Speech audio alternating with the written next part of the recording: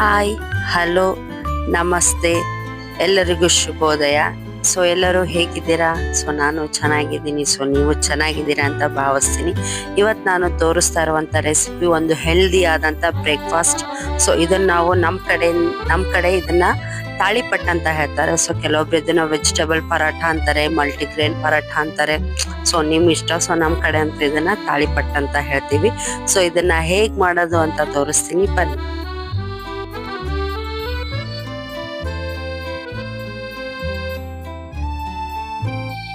Okay, ಫಸ್ಟಿಗೆ ನಾನು ಒಂದು ಸೌತೆಕಾಯಿ, 2 ಕ್ಯಾರೆಟ್ ಅನ್ನ ಹೆಚ್ಚಿಟ್ಕೊಂಡಿದ್ದೀನಿ, 2 ಆನಿಯನ್ ಅಂಡ್ 1 ಟೊಮೆಟೊ ಅಂಡ್ ಸ್ವಲ್ಪ ಪುದೀನ ಸೊಪ್ಪು. ಅಂಡ್ ಇದಕ್ಕೆ ಅಕ್ಕಿ ಹಿಟ್ಟು ಇರೋರು 1 ಕಪ್ ಆಗೋಷ್ಟು ಅಕ್ಕಿ ಹಿಟ್ಟನ್ನು ಹಾಕೋಬಹುದು. ಸೊ ನಾನು ರಾತ್ರಿ ಮಿಕ್ಕಿರೋ ಅನ್ನವನ್ನು ಉಪಯೋಗಿಸ್ಕೊಂಡು ಅಂಡ್ ಅದಕ್ಕೆ ಒಂದು 5-6 ಮೆಣಸಿನಕಾಯಿನ ಹಾಕಿ ಅದನ್ನ ರುಬ್ಬಿಟ್ಕೊಂಡು ಆ ಒಂದು ಮಿಶ್ರಣವನ್ನ ಯೂಸ್ ಮಾಡ್ಕೋತಾ ಇದ್ದೀನಿ. ಸೊ ಇವಾಗ ಒಂದು ಪಾತ್ರೆ ಅಥವಾ ತಟ್ಟೆನ ತಗೊಂಡು ಇದಕ್ಕೆ ಹೆಚ್ಚಿಟ್ಕೊಂಡಿರುವಂತ ಎಲ್ಲ ವೆಜಿಟೇಬಲ್ಸ್ ನ ಹಾಕೊಂಡು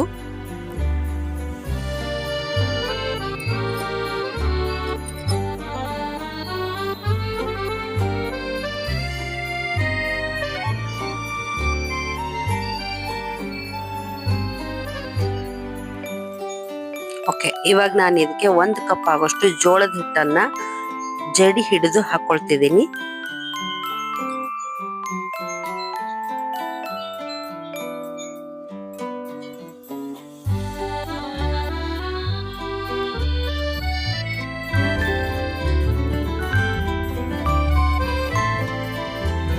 ಓಕೆ, ಇವಾಗ ನಾನು 1 ಕಪ್ ಹಾಕೋಷ್ಟು ಗೋಧಿ ಹಿಟ್ಟನ್ನ ಹಾಕೊಳ್ತಿದ್ದೀನಿ.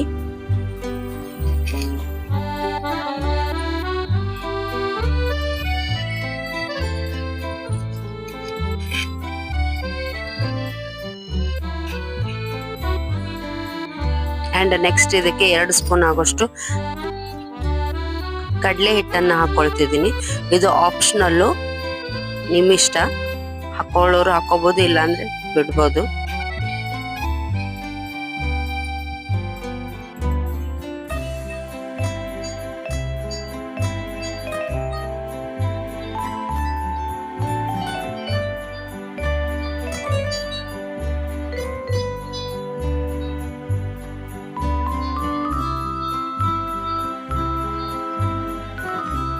ಓಕೆ, ನಂತರ ಇದಕ್ಕೆ ರುಬ್ಬಿಟ್ಕೊಂಡಿರುವಂತ ಅನ್ನ ಹಾಗೂ ಹಸಿಮೆಣಸಿನಕಾಯಿ ಮಿಶ್ರಣವನ್ನ ಇದಕ್ಕೆ ಸೇರಿಸ್ಕೊಳ್ತಿದ್ದೀನಿ. ಅಂಡ್ ಇದಕ್ಕಿವಾಗ ರುಚಿಗೆ ತಕ್ಕಷ್ಟು ಉಪ್ಪು,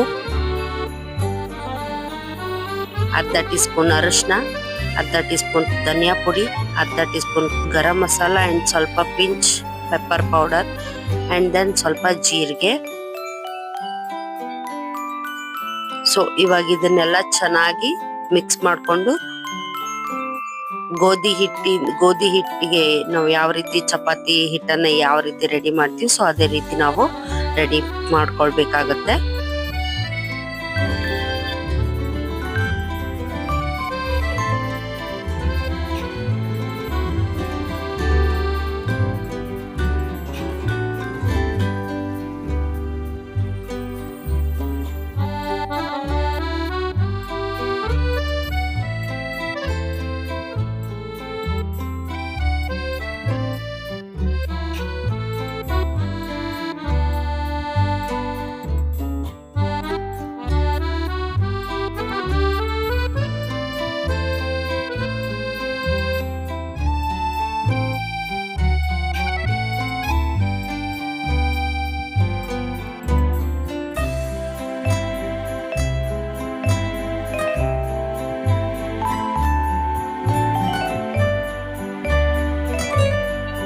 ಸೊ ಓಕೆ, ಇವಾಗ ಇದು ಹಿಟ್ಟು ರೆಡಿ ಆಗಿದೆ. ಗೋಧಿ ಹಿಟ್ಟಿನ ಅದಕ್ಕೆ ನಾವು ಇದನ್ನ ನಾದ್ಕೊಳ್ಬೇಕಾಗತ್ತೆ. ಸೊ ನಂತರ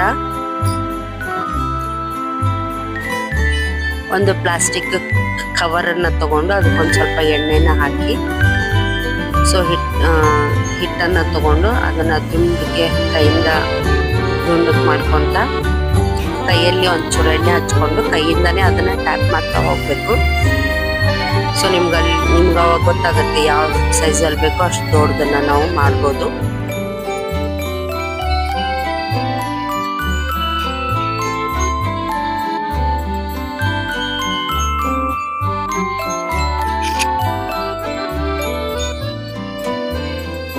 ಓಕೆ, ಇವಾಗ ಇದು ಆಗಿದೆ. ಸೊ ಇಲ್ಲಿ ಹಂಚು ಕೂಡ ಬಿಸಿಯಾಗಿದೆ. ಈಗ ಇದಕ್ಕೆ 1 ಸ್ಪೂನ್ ಆಗೋಷ್ಟು ಎಣ್ಣೆನ ಹಾಕೊಂಡು, ಸೊ ನಾವು ಇವಾಗ ಅದನ್ನ ರೆಡಿ ಮಾಡಿರುವಂತ ತಾಳಿಪಟ್ಟನ್ನ ಹಾಕೊಂಡು ಅದ್ರ ಮೇಲೆ ಮತ್ತೊಂದು ಸ್ಪೂನ್ ಎಣ್ಣೆನ ಹಾಕೋಬೇಕು. ಇದನ್ನ ಚೆನ್ನಾಗಿ ಬೇಯಿಸ್ಬೇಕು ಮೀಡಿಯಂ ಫ್ಲೇಮಲ್ಲಿ ಇಟ್ಕೊಂಡು.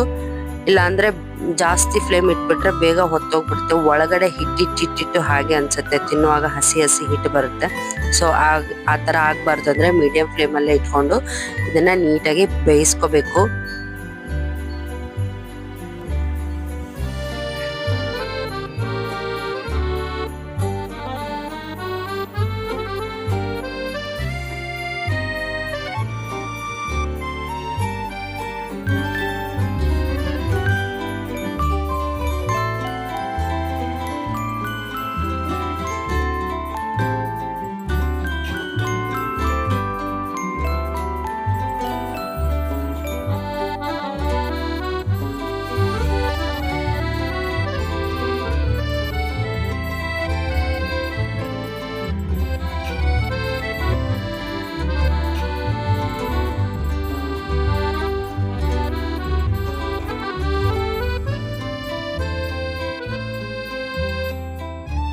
ಓಕೆ, ಇವಾಗ ಇದಾಗಿದೆ, ನೋಡ್ತಿರ್ಬೋದು ನೀವು. ಸೊ ಇವಾಗ ನಾನು ಇನ್ನೊಂದು ತಾಳಿಪಟ್ಟನ ಹಾಕ್ತಿದ್ದೀನಿ. ಸೇಮ್ ಅದೇ ರೀತಿನೇ 1 ಸ್ಪೂನ್ ಎಣ್ಣೆ ಹಾಕೋದು, ನೆಕ್ಸ್ಟ್ ತಾಳಿಪಟ್ಟು ಹಾಕೋದು, ಅದ್ರ ಮೇಲೆ 1 ಸ್ಪೂನ್ ಎಣ್ಣೆ ಹಾಕೋದು. ಸೊ ನೀಟಾಗಿ ಬೇಯಿಸ್ಕೋಬೇಕು ಅದನ್ನ, ಅಂದಾಗ ಮಾತ್ರ ಚೆನ್ನಾಗಿ ರುಚಿ ಬರುತ್ತೆ.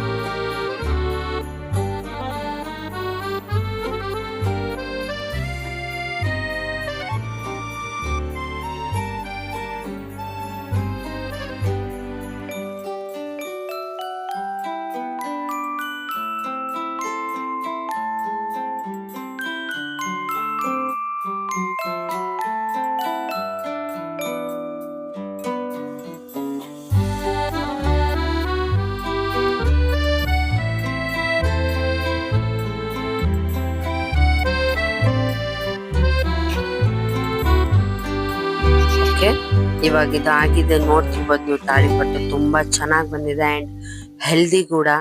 ಸೊ ಬೆಳಗ್ಗೆ ಬ್ರೇಕ್ಫಾಸ್ಟ್ ಅಂತೂ ಮಾಡಿಸಿದಂತದ್ದು ಇದು ರೆಸಿಪಿ. ಸೊ ಡೆಫಿನೆಟ್ಲಿ ನೀವು ಇದನ್ನ ಟ್ರೈ ಮಾಡಿ. ಸೊ ಹೇಗ್ ಬಂತು ಅಂತ ನನ್ಗೆ ಕಮೆಂಟ್ ಮಾಡಿ. ಅಂಡ್ ಈ ವಿಡಿಯೋ ಇಷ್ಟ ಆಗಿದ್ದಲ್ಲಿ ಲೈಕ್ ಮಾಡಿ, ಶೇರ್ ಮಾಡಿ and subscribe to my YouTube channel. And thanks for watching.